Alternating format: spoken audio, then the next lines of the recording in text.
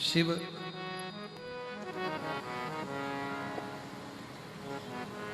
संपूर्ण विश्व का कल्याण करने वाले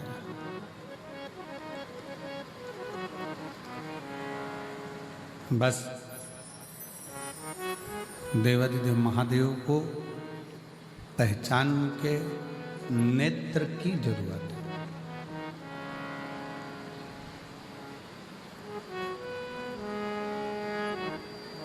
एक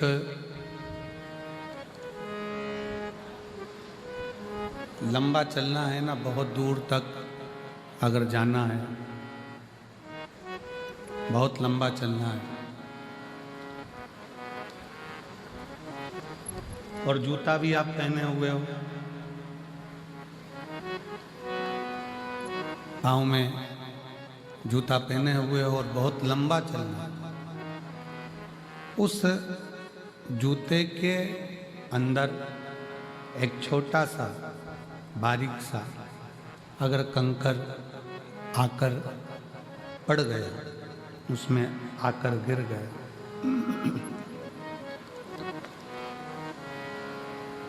उस जूते के अंदर अगर एक छोटा सा भी कंकर आकर पड़ जाता है, गिर जाता है, रह जाता है, तो आप बहुत दूर तक नहीं जा सकते। कितना भी प्रयास करें,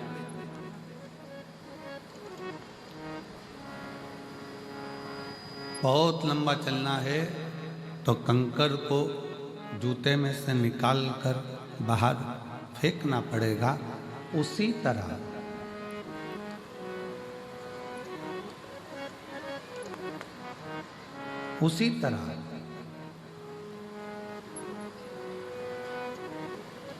जूते में से अगर कंकर निकाल कर नहीं फेंका तो बहुत लंबा चल नहीं पाओगे।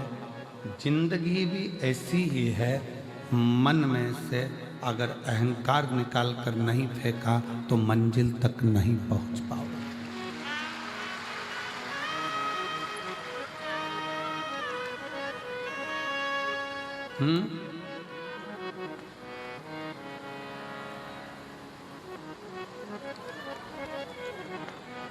मंजिल तक नहीं पहुंच पाओगे।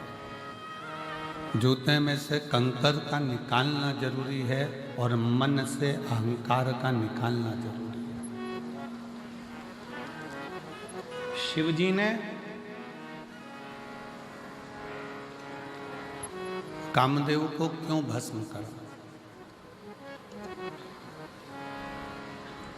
भगवान शंकर को ऐसी क्या पड़ गई थी जो कामदेव को भस्म करना पड़ा?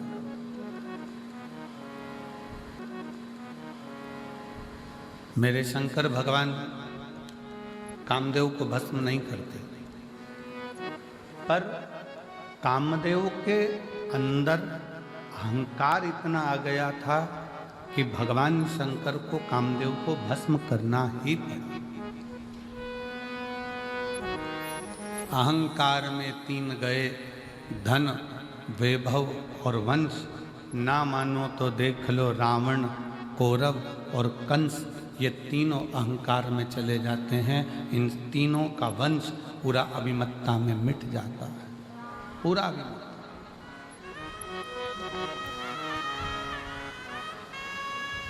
शिव को अभिमत्ता प्रिय नहीं। शंकर भगवान को तुम्हारा अहम, तुम्हारा अहंकार प्रिय नहीं।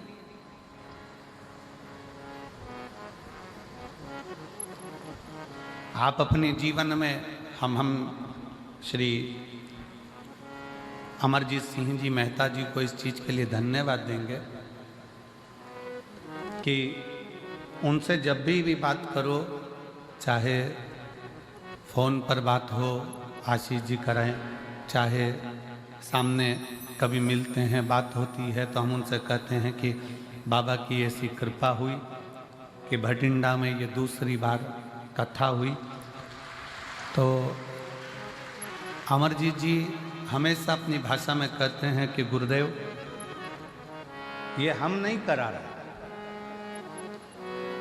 और मैं उनके बेटे को भी यही कहूँगा पदम जी को कि उनके मुख से भी यही शब्द निकलता है कि गुरुदेव ये कथा, ये सत्संग, ये संगत हम नहीं करा रहे, ये तो कहीं स्वयं भटिंडा की भूमि पर ये भटिंडा में रहने वाले रहवासियों के कोई पुण्य प्रबल हुए होंगे तो इन्होंने ये कथा करा।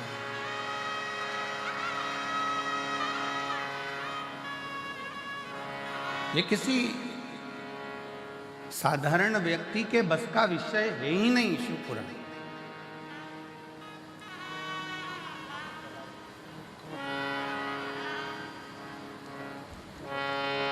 शंकर भगवान की पुराण को करवाने के लिए भगवान शंकर पूरा छलनी से छान लेते हैं और फिर जान लेते हैं कि ये सही है, करवा पाएगा कि नहीं करवा पाएगा, तब करवा पाते हैं। शिव है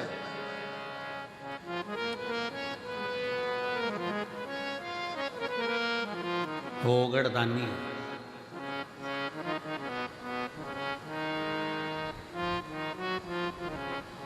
जब बात करो अमरजीत जी से वो एक ही बात कहते हैं मेहता जी की, गुरु जी बाबा करा रहे हैं, कराएं।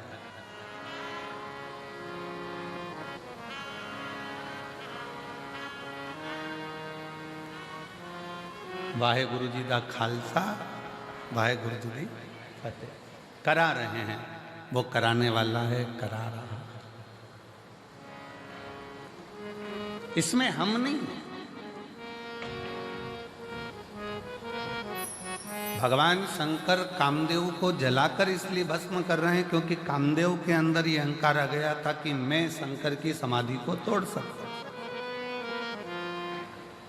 मैं शिव की समाधि को तोड़ सकता। मैं शब्द, मेरा संबोधन अहमता की निशानी है।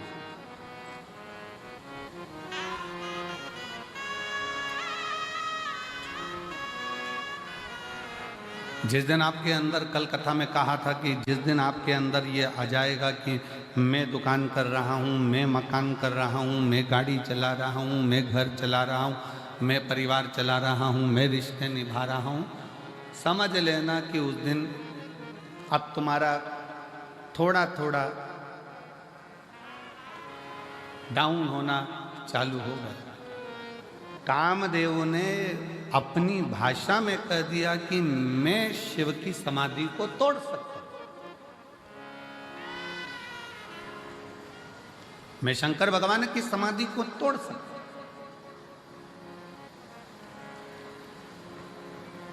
मेरी जीजियों, मेरे जीजाओं, मेरी बेटियों, बेटाओं, मेरी माताओं, मेरे भाई, मेरी बहनों, एक बात बहुत सावधानी से सुनना। नवरात्रे आते हैं, नवरात्रे आते हैं, नवरात्रे में आप माता रानी के व्रत कर लेते हो, जोत जला लेते हो, माता रानी का व्रत करते, उपास करते, जागरण करते, जोत जलाते, पूजन करते, निवेदन करते, और अभी फिर चैत्री नवरात्रे आएंगे, आप फिर आराधना करोगे, फिर साधना करोगे, फिर जोत जलाओगे, फिर माता रानी को याद करोगे, फिर व्रत रखोगे। आप कितने भी व्रत करो, आप कितनी भी जोत जलाओ, आप कितना भी जागरण करो, पर 4 लोगों के सामने जाकर ये कभी मत कहना कि मेरे जैसा व्रत कोई नहीं कर सकता, मेरे जैसा जागरण कोई नहीं कर सकता, और मेरे जैसी जोत कोई नहीं जला सकता। ये अभी मत कहो। आपके मुख से तो शब्द निकलना चाहिए, आपके मुंह से तो, आपके मुख से तो वाणी निकलना चाहिए कि वो माँ अम्बा, जगदम्बा, दुर्गा भवानी, माँ वैष्णव रानी, माँ जगत जननी, माँ नैना, माँ मनसा, माँ कांगड़ा, माँ चिंतपूर्णी, माँ ज्वाला, उसकी जैसी इच्छा होती है वैसा व्रत करा लेती है, और उसकी जैसी इच्छा होती है वैसा जागरण करा लेती है, और उसकी जैसी इच्छा होती है वैसी जोत जला लेती है। हमारी सामर्थ्यता नहीं है। मेरा आपकी कृपा से सब काम हो रहा है, मेरा आपकी कृपा से सब काम हो रहा है। करते हो भोले बाबा मेरा नाम हो रहा है। करते हो भोले बाबा मेरा नाम हो रहा है। प्रभु आपकी कृपा से सब काम हो रहा है। भोले आपकी कृपा से सब काम हो रहा है। हमारा अहम हमें त्याग है, हमारी अभिमतता हमें त्याग है, हमारे भीतर का अहंकार हमें त्याग है।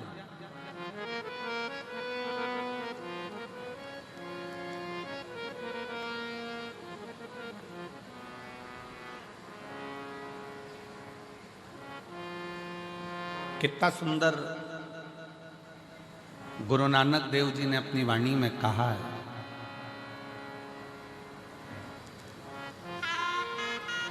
कि जब संगत आवे, जिस समय पर दरवाजे पर कोई संत, कोई साधु, कोई सन्यासी, कोई तपस्वी, कोई साधक, कोई उपासक, कोई भक्त, कोई दीन, कोई दुखी तुम्हारे दरवाजे पर आवे, गुरु नानक देव जी अपनी वाणी में कहते हैं कि उस रब की सेवा से बड़ी सेवा होती है किसी गरीब को, भूखे को भोजन कराने की सेवा।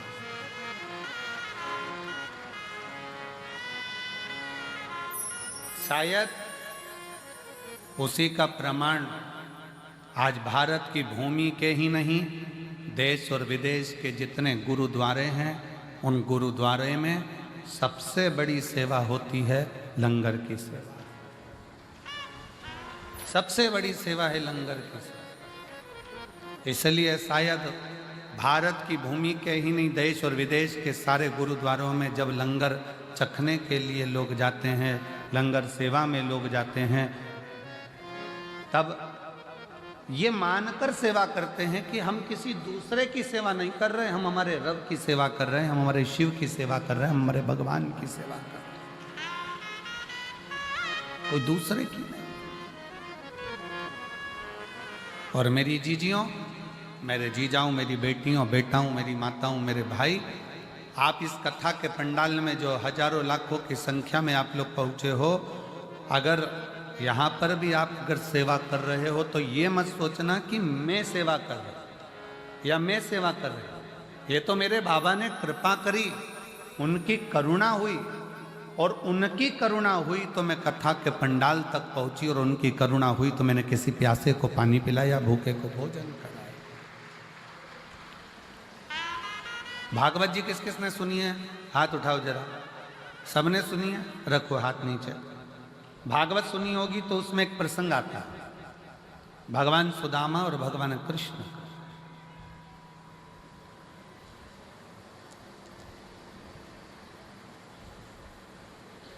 सुदामा जी की धर्म पत्नी सुदामा जी से रोज कहती है कि तुम कृष्ण के दरवाजे जाओ, तुम भगवान कृष्ण के द्वार पहुंचो। बार बार कहती है, प्रतिदिन रोज हर बार कहती है कि कृष्ण के दरवाजे जाओ। पर सुदामा जी भगवान कृष्ण के दरवाजे जाते हैं क्या रोज? रोज कहती है सुशीला, सुदामा जी की धर्म पत्नी रोज कहती है, तो भी सुदामा जी भगवान कृष्ण के दरवाजे नहीं जाते। जाते फिर कहा बहुत दुख का जीवन चल रहा था सुदामा जी का, बहुत तकलीफ की जिंदगी चल रही थी, बार बार कहा गया, पर सुदामा जी भगवान कृष्ण के दरवाजे नहीं जाते। फिर एक दिन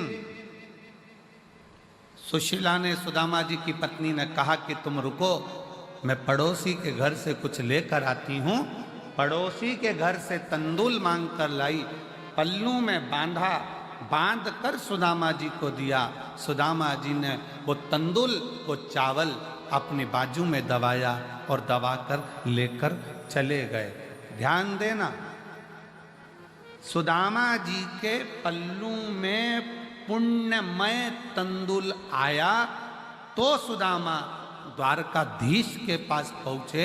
शिव महापुराण की कथा कहती है, जब हमारी जिंदगी में कोई पुण्य हमारे पल्ले में आता है तब जाकर हम शिव महापुराण की कथा तक पहुंच पाते।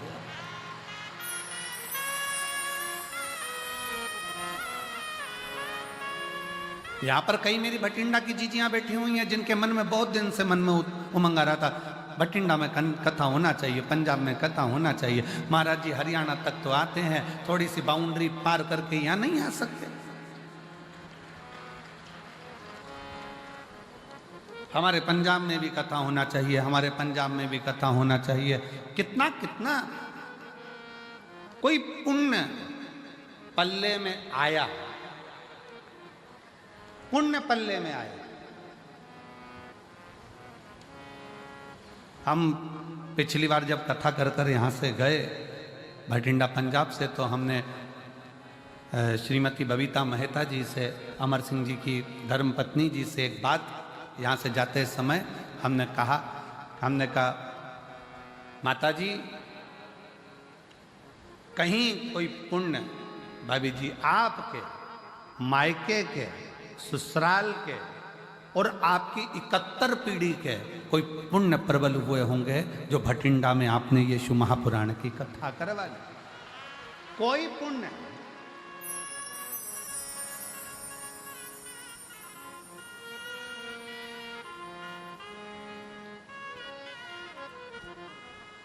और मैंने तेरे ही भरोसे बाबा, तेरे ही भरोसे हवा विच उड़ती जावांगी बाबा, डोर हटो छड़ीला मैं कटी जावांगी।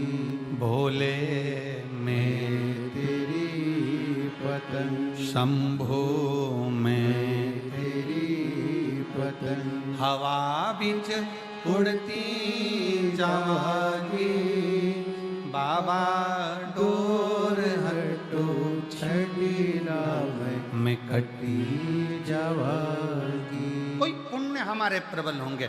सुदामा जी के पल्लू में जो तंदूल पड़ोसन के घर का आया, चावल पड़ोसन के घर का आया, वो तंदूल जो सुदामा जी लेकर गए, पड़ोसन के घर का पुण्य सुदामा जी के पल्लू में आ गया और वो पुण्य इतना प्रबल था कि उस पुण्य के बल पर सुदामा जी द्वारकाधीश के सामने जाकर खड़े हो गए। हमको इधर पंजाब का तो नहीं मालूम, पर हमारे मध्य प्रदेश में एक रीति चलती है कि दिवाली के समय पर, होली के समय पर, बैसाखी के समय पर, लोहड़ी के समय पर हमारे उधर ऐसी रीत चलती है कि हमारे घर से मिठाई दूसरे के घर जाती और दूसरे के घर से मिठाई हमारे घर आती है। अब हमें पंजाब का तो नहीं मालूम, पर हमारे उधर तो ये रीत चलती है। इधर भी चलती है क्या? इधर भी है? अच्छा, फिर तो तुम हमारे जैसे ही और हम तुम्हारे जैसे, ठीक है। मतलब हमारे उधर ऐसी रीत है कि त्योहार पर, बैसाखी हो, लोहड़ी हो, दीपावली हो, होली हो, उस समय पर संक्रांति हो, मकर संक्रांति, उस समय पर लड्डू जाता है, मिठाई जाती है और मिठाई पड़ोसी के घर जाती है, रिश्तेदार के जाती है, फिर वहाँ से भी हमारे यहाँ आती है।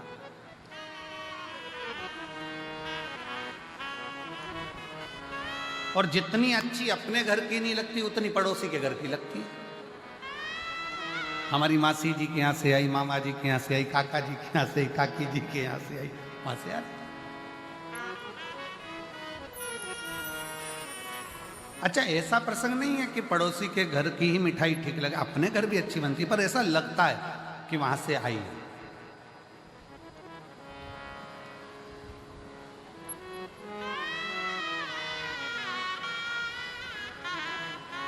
और कभी कभी वो एक प्रसंग याद आ जाता है ना कि वो एक लड़के के पिताजी मर गए। लड़के की माँ ने कहा, बेटा चल हरिद्वार में चल के पिंडदान करना। चल। माँ और लड़का दोनों हरिद्वार पहुंच गए। घाट पे पंडित जी ने पिंडदान करवाया।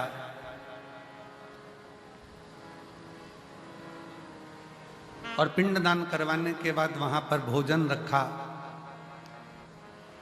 इतने में एक कौवा उड़ते उड़ते आया।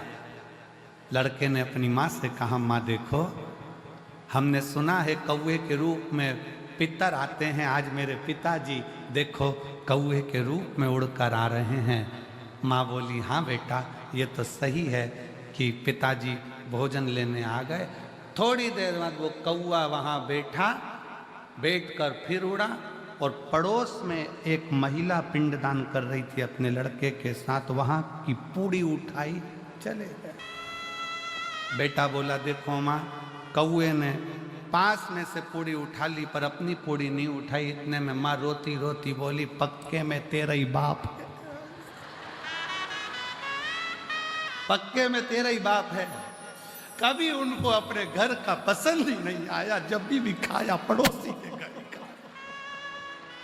ये तेरा ही बाप है, ये निश्चित हो गया, ये पक्का हो।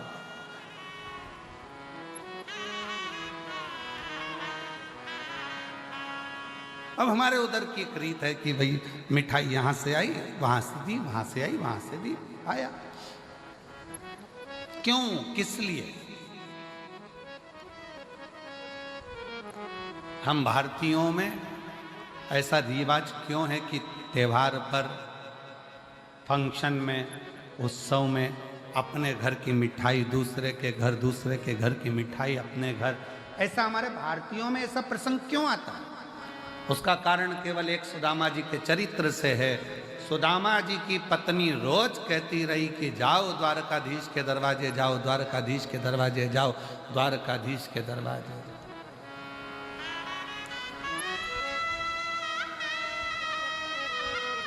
और सुदामा रोज विचार करते हैं कि जाऊंगा।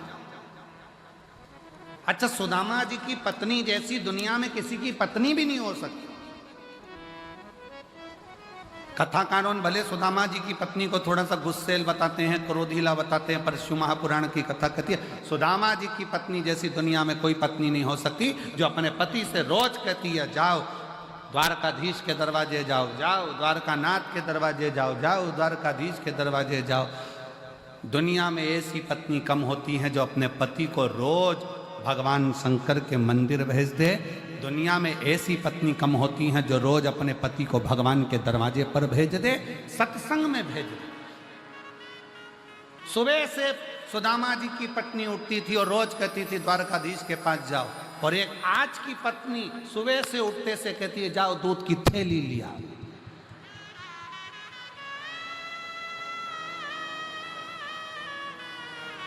और ऊपर से भी फोन करती करती कह रही है ब्रेड का पैकेट भी लिया ना। और सुनो, आते आते आते आते देखिए ना, थोड़ा वो पार्लर वाली 3 दिन पहले गई थी, आई कि नहीं आई। पति बेचारा डिप्रेशन में आ गया, इसके टेंशन।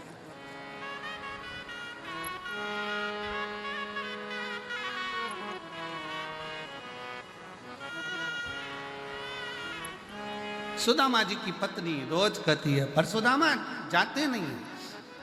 शिव महापुराण की कथा कहती है जब तक पल्ले में पुण्य एकाग्रित नहीं होगा तब तक भगवान के दरवाजे, सत्संग में गुरु के दरवाजे तब तक आप नहीं पहुंच सकते जब तक आपके पल्लू में पुण्य ना हो।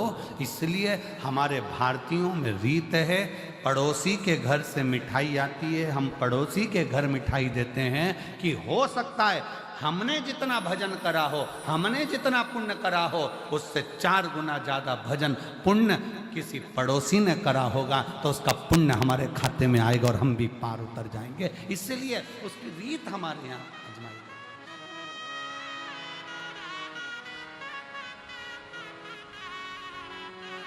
और मेरे भोले तेरा सहारा है, मेरे भोले तेरा सहारा है, मेरी नैया का तू किनारा है, मेरी नैया का तू किनारा है, मेरे बाबा तुझे पुकारा है, मेरे बाबा तुझे पुकारा है, मेरी नैया का तू किनारा है, मेरी नैया का तू किनारा। हमारे पल्लू में अगर पुण्य है तो हम सत्संग में गए हैं, हमारे पल्लू में अगर पुण्य है तो हम गुरुद्वारे गए हैं, हमारे पल्लू में अगर पुण्य है तो हम शिव के द्वारे गए हैं, हमारे पल्लू में अगर पुण्य है तो हम माता रानी का दर्शन करने गए हैं, हमारे पल्लू में अगर पुण्य है तो हम भगवान का भजन कर रहे हैं, अगर पुण्य नहीं है तो हम भजन भी नहीं कर सकते।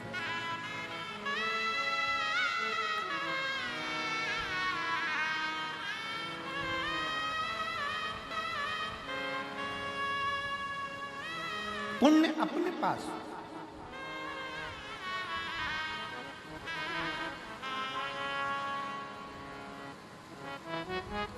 अब पुण्य कैसे कमाओगे? शिव महापुराण की कथा कहती है, हमने पहले भी कथा में कहा, ये कौन सा हाथ है? सीधा। ये कौन सा हाथ है? जम के बोलो, उल्टा। पुण्य का काम कैसे करते हो? जम के बोलो जरा, सीधे हाथ। एक दिन इस उल्टे हाथ को बड़ा बुरा लगा कि जो भी कुछ करे तो यही करे, हवन करे तो ये, दान करे तो ये, पुण्य करे तो ये, सत्कर्म करे तो ये, अपन तो बेकार में पैदा हुआ। इस उल्टे हाथ को थोड़ा सा बुरा लगा। एक बहू अगर सब काम करे तो दूसरी बहू को तो बुरा लगता ही है कि बताओ, सास एक ही एक को पूछ रही है, सास एक ही एक को काम बता रही है, हम तो बुरे, हमारा क्या काम? इस हाथ को बड़ा बुरा लगा कि मैं काहे के लिए पैदा हुआ, क्या काम का मैं? जब सीधा ही सीधा हाथ सब काम करे, हवन करे, पूजन करे, अर्चना करे, दान करे, भोजन करे, सब कुछ करे, सीधे हाथ से ही करे, ये उल्टा तो किसी काम का नहीं है। एक दिन ये उल्टा हाथ एक गुरु के पास पहुंच गया और गुरु जी से कहा, गुरुदेव, भगवान ने मुझे पैदा ही क्यों करा? मैं किसी काम का ही नहीं हूँ, सारा पुण्य तो इसके खाते में जा रहा है, मैं करूं तो करूं क्या? इतने में गुरु ने कहा, चिंता मत कर, तेरा नाम उल्टा हाथ है, मतलब तू किसी काम का नहीं है, फिर भी अगर तू एक काम कर, जो सीधा हाथ काम करे ना, तो तू इसको टच कर लिया कर, टच करेगा तो वो पुण्य के साथ तुझे भी थोड़ा थोड़ा पुण्य मिलना प्रारंभ हो जाएगा और तेरा कृतार्थ, तेरा कल्याण हो जाए। ये आप सब लोग क्या कर रहे हो? अगर अमरजीत सिंह मेहता जी कथा करा रहे हैं या उनकी पूरी टीम कथा करा रही है तो उनके साथ सब मिलकर क्या कर रहे हो? थोड़ा थोड़ा टच कर कर, भैया कराओ, भैया होन दो, भैया हम भी करेंगे सेवा, भैया हम भी करेंगे, ये सब एक दूसरे को टच करा तो वो कहते हैं ना कि डीपी से कनेक्शन चला और डीपी से कनेक्शन चलते चलते चलते चलते सारे बल्ब जल गए। उसी तरह आपकी भी जिंदगी का उजाला आपने स्वयं कर लिया, स्वयं।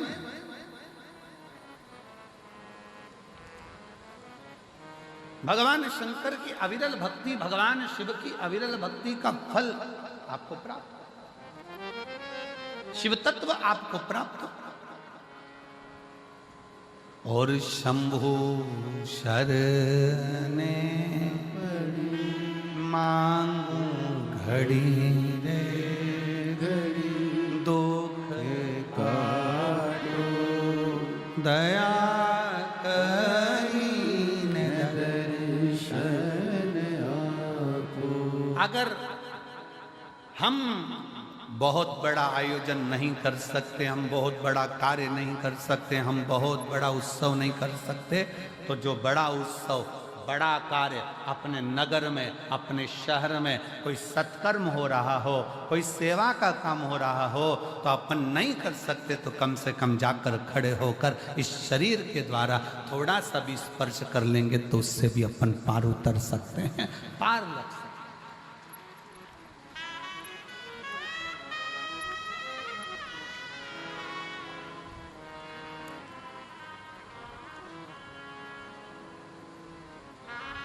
श्रेष्ठ कर्म हमारा हमें परमात्मा तक ले जाता है। श्रेष्ठ कर्म। एक महिला ने लिखा,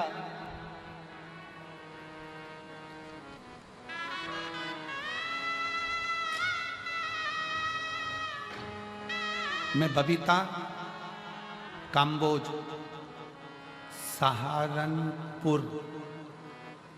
सहारनपुर कहाँ पर है? यही है, आसपास है का है? यूपी सहारनपुर है। सहारनपुर की रहने वाली हूँ, कहीं बैठी हो आप ही हैं? आ जाओ, बेलपत्र लेकर जना जाओ। मैं सहारनपुर की रहने वाली हूँ, बबीता कंबोज। मेरा मोबाइल नंबर ये है। गुरुदेव, मैं वर्णन करना चाहती हूँ, जब पहला कोविड आया था 19 का, तब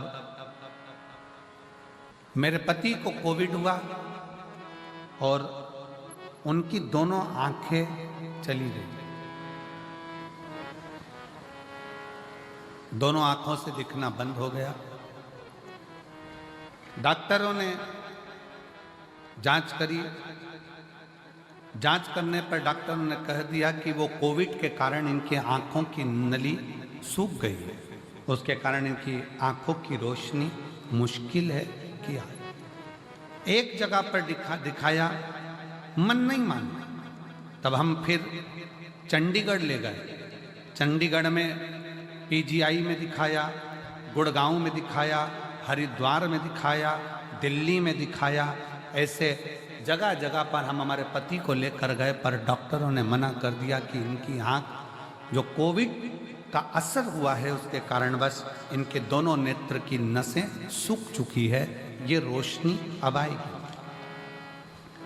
किसी ने चेन्नई का कहा, वहां दिखाया, पर रोशनी आंखों की नहीं है। अब आखिरी में हम हार गए। तब किससे कहें? हमारी एक परिचित ने कहा कि टीवी पर कथा आती है, 1 बजे वो सियोर वाला महाराज कथा कहता है, शिव पुराण चलती है, तुम्हारे पति को भी सुनाओ, तुम भी सुनो। हमने कथा सुनना प्रारंभ करा और कथा सुनते सुनते हमने शिवजी पर जल चढ़ाना प्रारंभ करा। जल चढ़ाया हुआ अपने पति की आंखों पर लगा देते, बेलपत्री खिला देते। तब अपनी पड़ोसन से कहा कि तुम, पति तो नहीं जा सकता, क्या तुम मेरे साथ सीहोर चलोगी? हम हमारी पड़ोसन के कहने पर उसके साथ सीहोर गए। वहाँ से कंकर शंकर की पूजन करी, रुद्राक्ष लिया और वहाँ से रुद्राक्ष लेकर आए। तांबे के कलश में रुद्राक्ष को गलाते, शिव जी पर चढ़ा देते, शंकर का चढ़ा जल अपने पति को पिला भी देते, आंखों में लगा भी देते। ऐसा करते करते 19 में आंख गई, 20 में नहीं आई, 21 में नहीं आई, 22 में नहीं आई। ऐसा क्रम करते हुए जब 23 आया तब हमने कथा सुनी और बाबा की ऐसी कृपा हो गई कि बाबा की करुणा से आज मेरे पति पूर्ण तरह से देखना प्रारंभ कर दिए और उनकी आंखों ने काम करना प्रारंभ कर दिया। अब वो अपना काम स्वयं कर लेते हैं, मोटरसाइकिल भी चला लेते हैं और बाबा की कृपा उनने देखना चालू कर दिया। मैं शिव जी को प्रणाम करने के लिए यहाँ आई हूँ।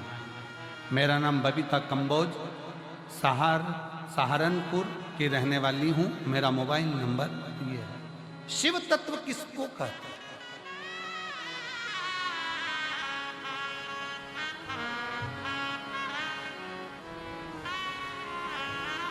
शंकर की भक्ति किसको कहते हैं? शिव की उदारता किसको कहते हैं?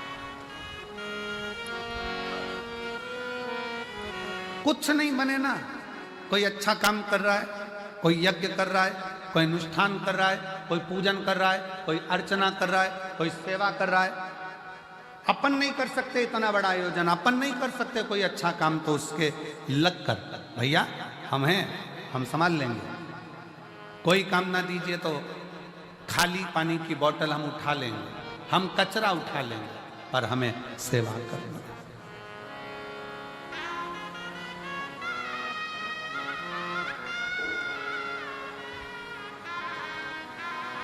और भला किसी का कर न सको तो बुरा किसी का मत करना, फूल नहीं बन सकते तो फिर कांटे बनकर मत गिरना। अच्छा करिए, अच्छी सोच रखिए, अच्छे विचार रखिए।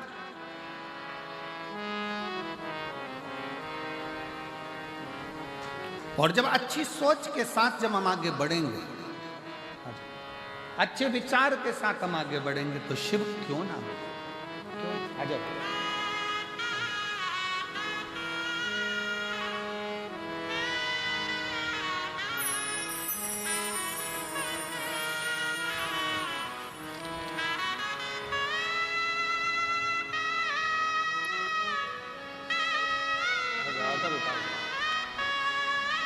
रोते नहीं, अब तो आंख के आगे बाबा की कृपा है ना, रोना आंसू पहले पोछो, आंसू पोछो पहले।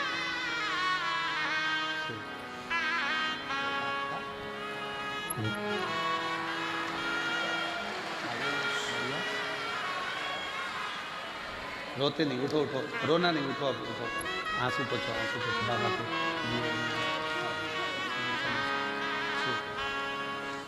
पति की आंखें पहले कोविड में चली गई, देखना बंद कर दिया, नेत्र नहीं।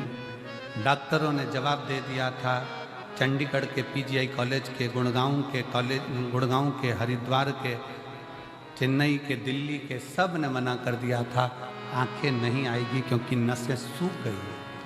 पर अरे तेरा ही दिया मैंने खाया पिया है, तेरा शुक्रिया है, तेरा शुक्रिया है। अब वो मोटरसाइकिल भी चलाते हैं, अपना काम भी करते हैं और दुकान भी संभाल लेते हैं। अब उनको पूरा दिखना प्रारंभ हो गया। ये शिव है।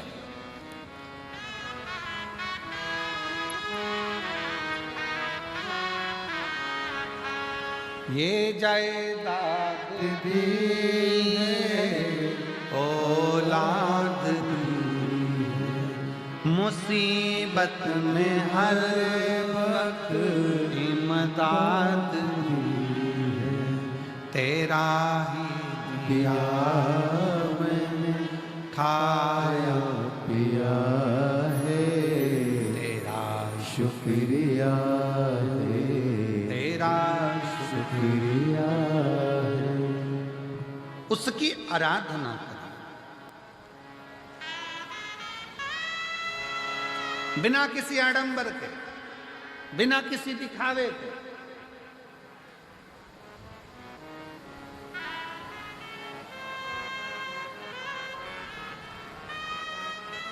केवल एक विश्वास, एक भरोसा, एक विश्वास, एक भरोसा, और उस विश्वास और भरोसे के बल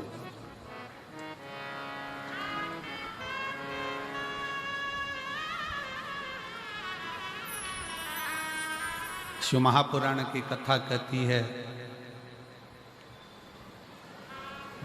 पल्लू में अगर पुण्य बंध गया,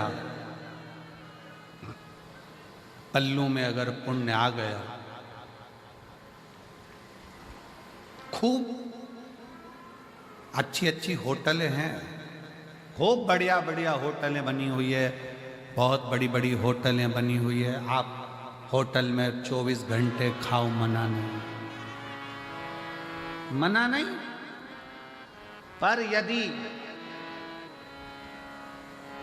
अपने नगर में, अपने क्षेत्र में तुम कहीं बाहर गए हो और राह में तुम्हारी जेब में अगर पैसा है तो तुम अच्छी अच्छी होटल में खा सकते हो, पर एक बात याद रखना, पैसा अगर जेब में है तो होटल तक पहुंचोगे, और अगर पुण्य तुम्हारी जेब में है तो तुम गुरुद्वारे तक, शिव के मंदिर तक, शंकर की चौखट तक।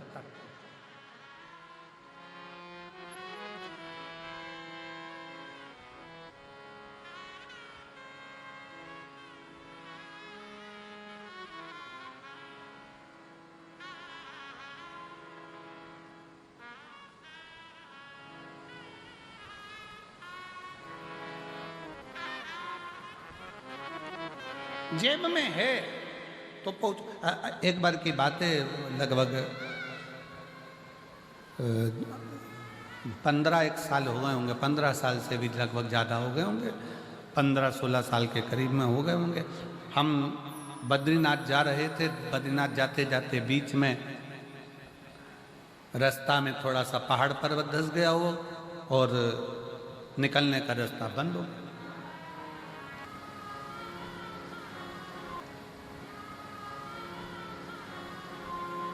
वहीं पंजाब के 2 बेटे, पंजाब के 2 लड़के और मोटरसाइकिल से वो हेमकुंड साहिब जा रहे थे। और पंजाब के वो दोनों बेटे जो हेमकुंड साहिब जा रहे थे, उन्होंने देखा कि यहाँ रास्ता बंद पड़ा हुआ है और सब लोग परेशान हैं, बच्चे भी परेशान हैं। वो दोनों लड़के गाड़ी को खड़ा करे, मोटरसाइकिल को साइड में, बुलेट को, और वो दोनों लड़कों ने तुरंत पत्थर उठा कर उस रास्ते को क्लीन कर, रास्ता साफ कर। जब रास्ता साफ हो गया तब हम नीचे उतरकर उन दोनों बेटों के पास में गए और हमने उन दोनों बच्चों से कहा, हमने कहा कि भाई तुम्हारी मोटरसाइकिल पर, बुलेट पर तो इतने सारे कपड़े भी नहीं है, इतना सारा सामान भी नहीं है, फिर आप इतने ठंड में ऊपर जा रहे हो हेमकुंड साहिब के लिए, तो कैसे जाओगे? तो कहा महाराज जी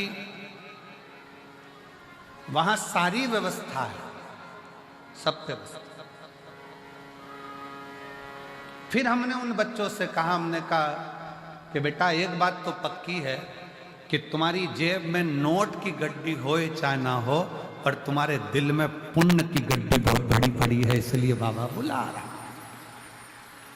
जब पुण्य प्रबल होता है तब जाकर कोई सतमार्ग तक पहुंचता है, पुण्य प्रबल होता है तब कोई अच्छा काम कर पाता है, पुण्य प्रबल होता है तब कोई भूखे को भोजन करा पाता है, पुण्य प्रबल होता है तब किसी के घर में अतिथि मेहमान आते हैं, पुण्य प्रबल होता है तब किसी के दरवाजे पर कोई भूखा पहुंचता है। और अगर पाप प्रबल होते हैं तो दुनिया के लोग दूर हटते चले जाते हैं, केवल दारू कुट्टे पास में आते चले जाते हैं। केवल नशा, चाहे वो मदिरा का हो, जुए का हो, व्यसन का हो, स्त्री का हो, किसी भी तरह का नशेला व्यक्ति तुम्हारे से जुड़ते चले जा रहा है और भगवान दूर हटते चले जा रहे हैं। पहले मन करता था जाकर अरदास करने पहुंच जाते थे, पहले मन करता था तो मंदिर तक पहुंच जाते थे, पहले मन करता था गुरुद्वारे तक पहुंच जाते थे, पहले मन करता था तीर्थ तक पहुंच जाते थे। अब भगवान ने धन भी दे दिया, गाड़ी भी दे दी, ड्राइवर भी दे दिया, सत्ता भी दे दी, वैभव भी दे दिया, और भगवान के दरवाजे तक पहुंच नहीं पा रहे हो। समझ लेना कि धन तो बढ़ गया पर पुण्य खत्म होता चले गया, इसलिए परमात्मा दूर हटता चला गया। आप जितने बैठे हो अपने दिल पर हाथ रखकर बताना, पहले परिस्थिति डाउन थी, थोड़ा परिस्थिति बेकार थी, तब तीर्थ भी बहुत जाते थे, लोग तुम्हारे यहाँ आते भी बहुत थे, मिलने वाले भी बहुत आते थे, रिश्तेदार भी बहुत आते थे, कोई अच्छा काम होता था तो वो सब तुम्हारे यहाँ हो जाता था, पूजन, सत्संग, कथा, हवन, यज्ञ, क्यारी, माता की चौकी, जोत आदि आदि सब हो जाता था। वाणी जी हो जाती थी, जो कुछ करना चाहते थे वो सब तुम्हारे घर पर होता था। अब जैसे जैसे घर बड़ा हुआ, महल बड़ा हुआ, गाड़ियां बढ़ी, मोहल्ले में सब कुछ तुम्हारी अटारी हवेली सब बन गई, और धीरे धीरे अब पुण्य का काम कम होता चला जा रहा है। समझ लेना कि हमारा पुण्य समाप्त हो गया, इसलिए हमसे भगवान की पूजन पाठ आराधना संगत भी दूर होती चली जा रही। क्यों हो रही है? वो नजदीक आना चाहिए।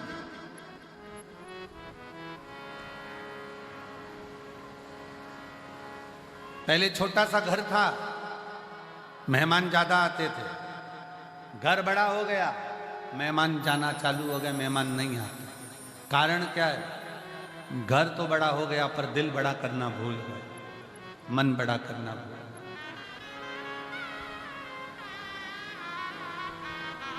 हृदय को बड़ा रखिए,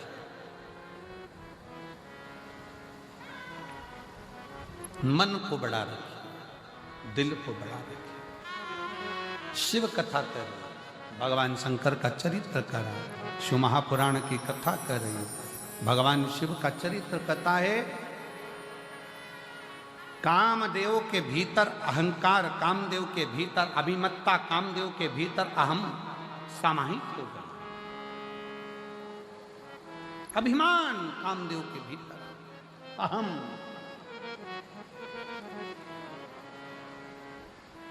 और जब कामदेव के भीतर अभिमत्ता समाहित हुई, अहंकार आया, मेरे शिव भस्म नहीं करते। जब अहंकार बढ़ता चले जाता है तो शंकर भी भस्म कर ही दे। एक शिव जी का एक भक्त था जिसका नाम था प्रनद।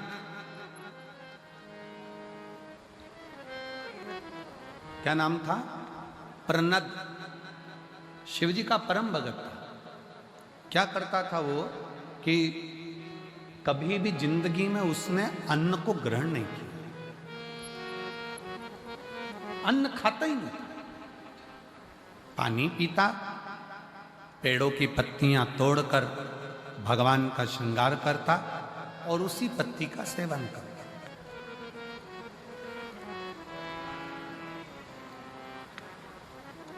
कभी अन्न को उसने छुआ ही नहीं। केवल शंकर भगवान को जल अर्पित करना, शंकर भगवान को बेल अर्पित करना, भगवान शंकर को बेलपत्र चढ़ा देना, भगवान शंकर के ऊपर श्रृंगार कर देना पत्तियों का, उसी पत्तियों को उठाकर उसको खा लेना।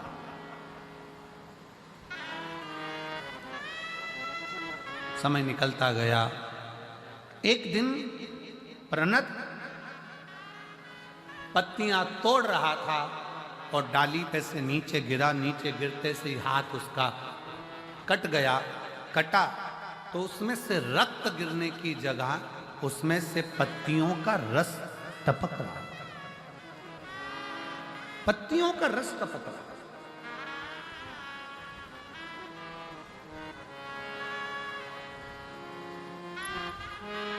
और जब पत्तियों का रस टपकते उस प्रनद ने देखा तो बड़ा खुश हुआ, और खुश होकर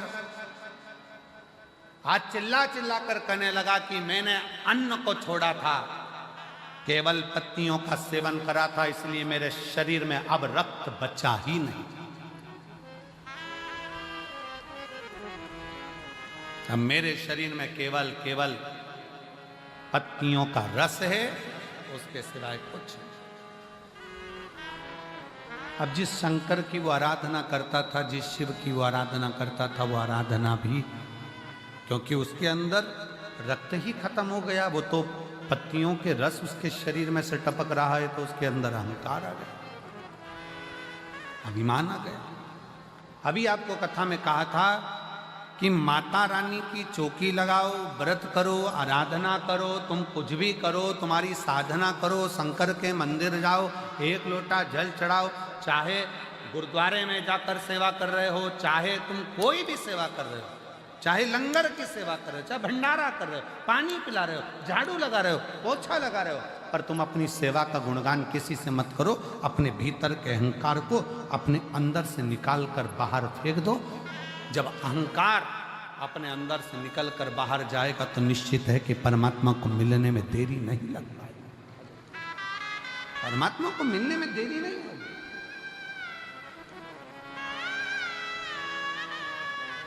परमात्मा फिर मिलता जरूर है।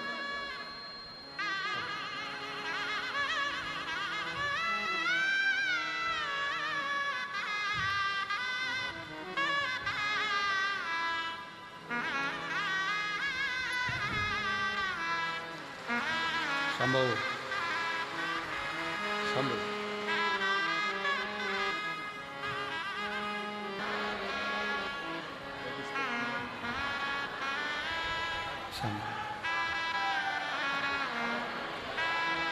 शिव कृपा से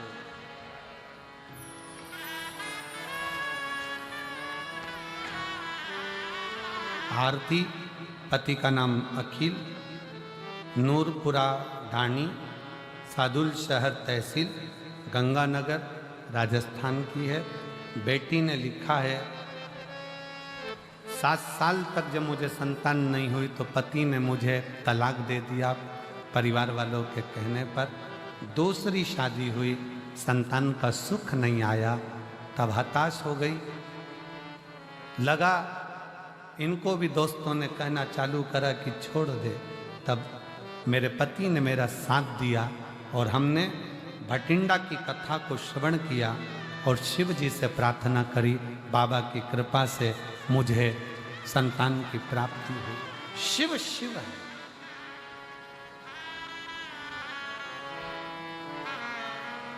शंकर शंकर, वो देने में देरी नहीं करता। विश्वास प्रबल रखिए, भरोसा प्रबल रखिए।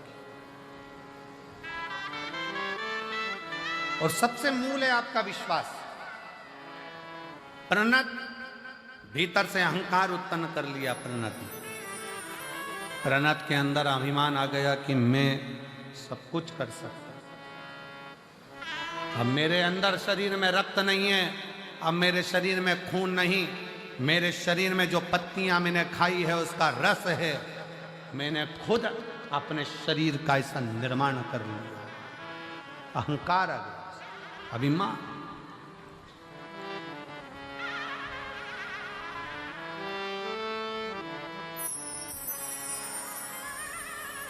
और फिर निवेदन है कि मत बुरे कर्म कर बंदे, वरना पछताएगा। भगवान की आंखों से बच नहीं पाएगा, तू बच नहीं पाएगा। अरे ओ अज्ञानी मत करना नादानी, अरे ओ अज्ञानी मत करना। नादानी। तेरे कर्म का फल भी तू ही पाएगा। जैसा किया तूने तेरे आगे आएगा। मत बुरे कर्म कर बंदे, वरना पछताएगा। भगवान की आंखों से तू बच नहीं पाएगा, तू बच नहीं पाएगा। अरे ओ अज्ञानी मत कर नादानी। प्रणत को भी अहंकार है।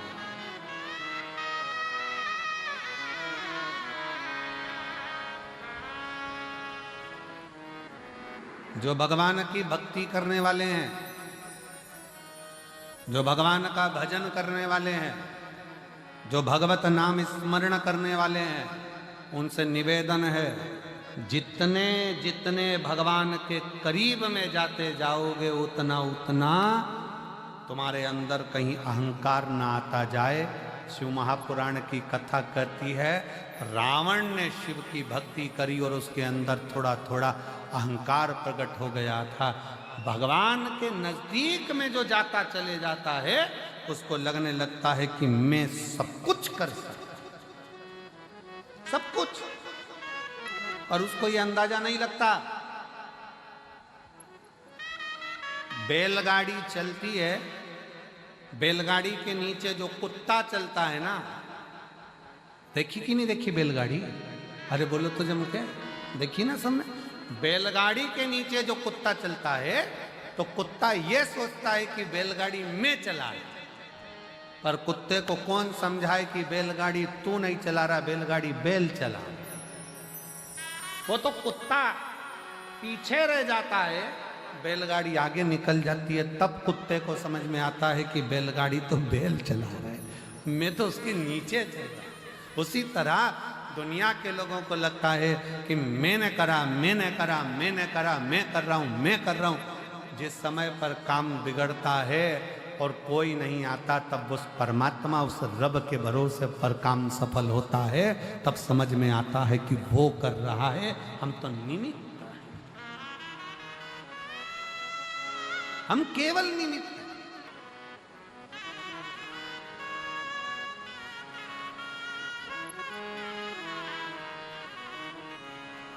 ओ पालन हारे निर्गुण हो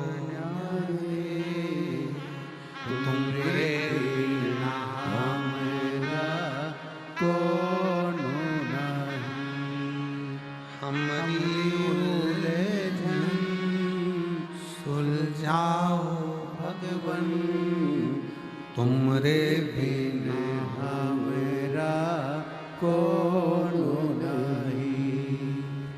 तुमरे बिना हमरा कौन नहीं। कौन होगा? हमको लग रहा है हम कर रहे हैं, हम।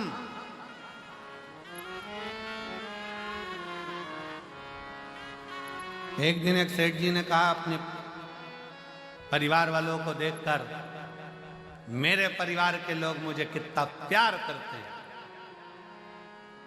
ऐसे कई बैठे हैं जो कहते हैं मेरा पोता, मेरी पोती, मेरी पत्नी, मेरा बेटा, मेरी बहू, मेरा घर, मेरी पत्नी।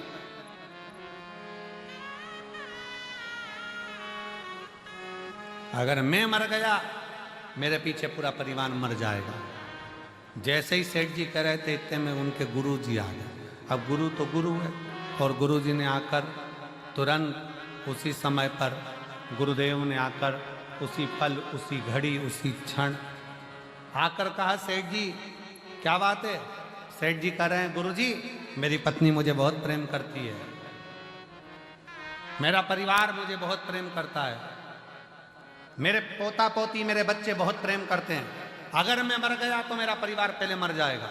इतने में गुरु जी बोले, एक सीरियल का थोड़ा सा नाटक, थोड़ा सा टॉपिक हमको भी दिखा दो। एक बार मेरा मन है थोड़ी देर के लिए से चक्कर खा के नीचे गिर जाओ, हमें देखना है तुम्हारे मरने पर तुम्हारी पत्नी मरती कि नहीं मरती,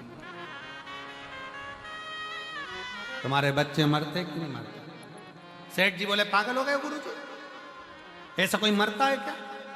गुरु जी ने कहा, बस मेरा निवेदन है तुम मरो, मुझे देखना है क्या।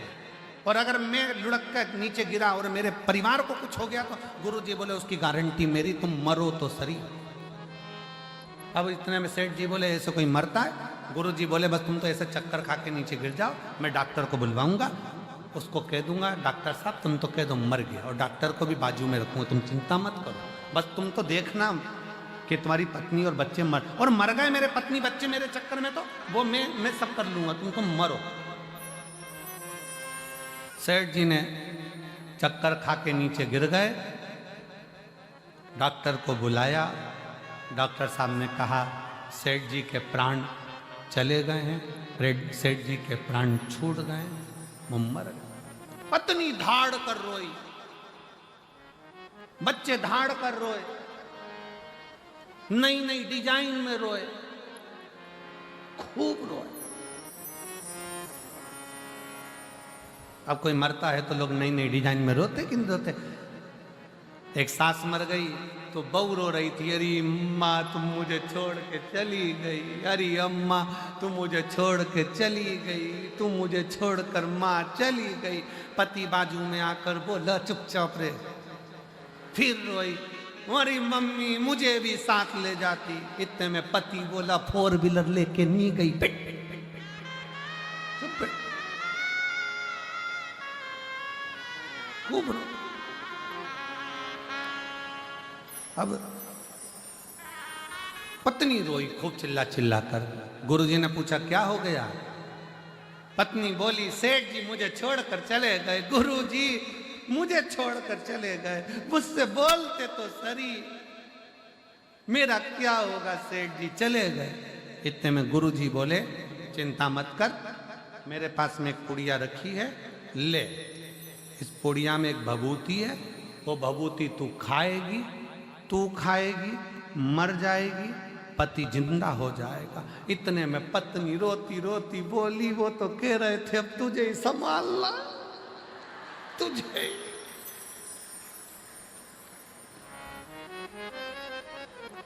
पति सो रहा था, उसने थोड़ी सी आंख जैसी खोली, मन में सोचा मैंने तो ऐसा कभी नहीं बोला। उठने वाला था, इतने में गुरुजी ने चिमटा खोल दिया, पड़े रहे, पड़े। थोड़ी देर बाद बेटा रोया। गुरुजी ने पूछा क्यों रो रहा है? पिताजी चले। पिताजी ये भी नहीं बताया कि किससे कितना लेना था। बाप को लग रहा है मर गया, वो नहीं दिख रहा, लेनदारी की पड़ गई।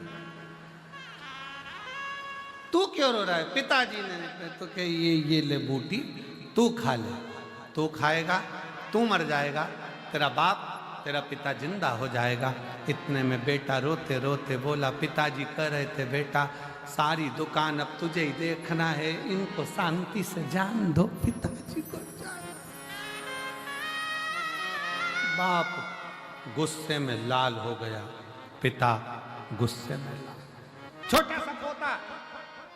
छोटा सा पोता रो रहा था, तू क्यों रो रहा है? मेरे दादाजी चले गए, दादाजी चले गए। गुरुजी ने कहा ले ये पुड़िया तू खा, तू खाएगा तू मर जाएगा, दादाजी जिंदा हो जाएंगे। इतने में छोटा सा पोता गुरुजी के पास गोदी में आके बैठ गया। ओ गुरुजी तुम खा जाओ ना, तुम खाओगे दादाजी जिंदा हो जाएंगे, तुम मुंह पर।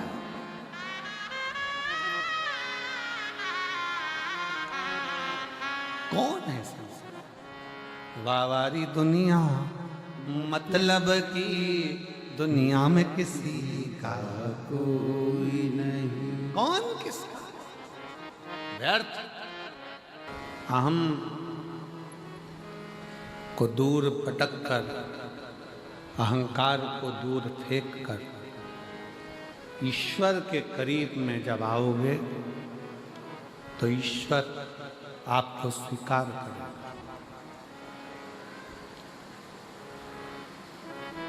ईश्वर आपको स्वीकार करेगा।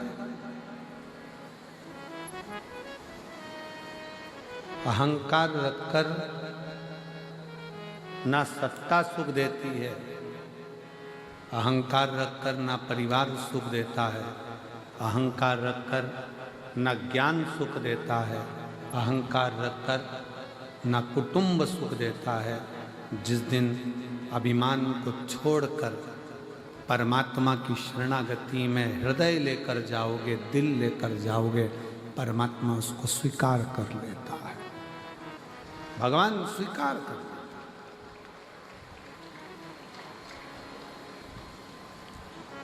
कामदेव के भीतर का अभिमान, अहंकार कामदेव को भस्म करा दिया।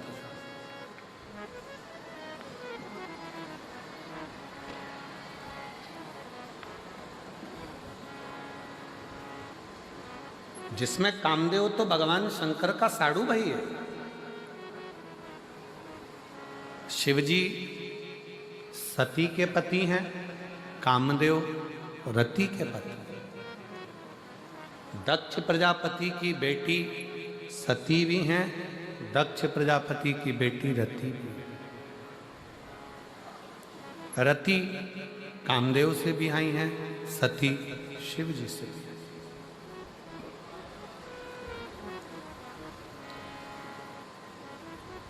पर अहंकार, अभिमान, अहमता ये बर्बाद कर देते। बर्बाद। जिस समय आपके मुख से मैं मेरा मेरा मेरा निकलना प्रारंभ हो जाए, समझ लेना कि व्यर्थ। गुरु नानक देव जी महाराज जी का एक चरित्र बड़ा सुंदर आता है। बाल्य अवस्था थी गुरु नानक देव जी की, और किराने की दुकान पर, एक किराने की दुकान पर बाबा जी बैठे हुए। कोई आया 5 किलो चावल दे दो, कोई आया 5 किलो ज्वार दे दो, कोई आया 10 किलो बाजरा दे दो, कोई आया ये दे दो, कोई आया वो दे दो। गुरु नानक देव जी की बाल्य अवस्था थी, छोटी सी अवस्था में नानक देव जी बैठे थे। तभी एक ग्राहक आया और आकर बोला, 13 किलो मुझे बाजरा दे दो। बस नानक देव जी की बुद्धि में वो 13 ऐसी चित्तवृत्ति में आया कि अब जो सामान लेने आता है, नमक लेने आया तो 13 किलो, चावल लेने आया तो 13 किलो, बाजरा लेने आया तो 13 किलो, आटा लेने आया तो 13 किलो, दाल लेने आया तो 13 किलो। अब तो केवल 13 सेठ जी को मालूम पड़ा कि ये नानका तो बड़ा गजब का काम करे है कि सबको 13 किलो दे रहा है। कोई 2 किलो ले तो 13 किलो, और 50 किलो ले तो 13 किलो। नानक जी के पास आकर सेठ जी ने पूछा, ए नानका, ये क्या कर रहे हो? सबको 13 दिए जा रहे हो। नानक जी ने कह दिया, इस संसार में कुछ भी मेरा नहीं, हे परमात्मा सब तेरा है, इसलिए 13 के भाव में सब तेरा।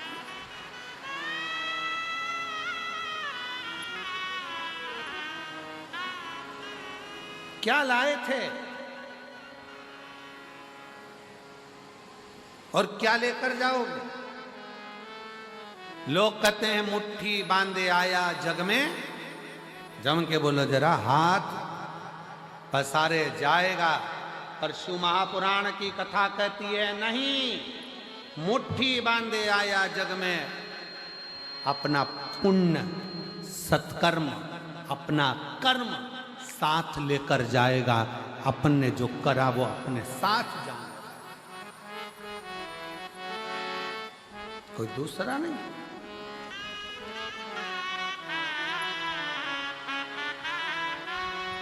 अपना कर्म साथ जाएगा। अपन जैसा कर्म करेंगे वो हमारे साथ में जाना है, कोई छूटना नहीं।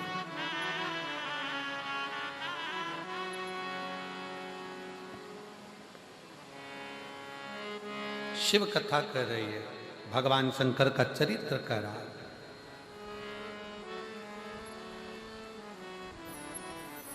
सती मैया के पति हैं शिव, रति मैया के पति हैं कामदेव। थोड़ा सा अभिमान काम के भीतर जागृत हो जाता है और वह अभिमान कामदेव का नष्ट कर दिया जाता है, भस्म कर दिया। शिव जी समाधि में लीन हो जाते हैं। भगवान शंकर समाधि में लीन हुए और सती मैया को थोड़े समय के बाद भगवान शंकर का जो आनंद भाव आप सब क्या थे कि सती मैया जलकर भस्म हो जाती हैं, फिर वो क्रम माता सती का पार्वती के रूप में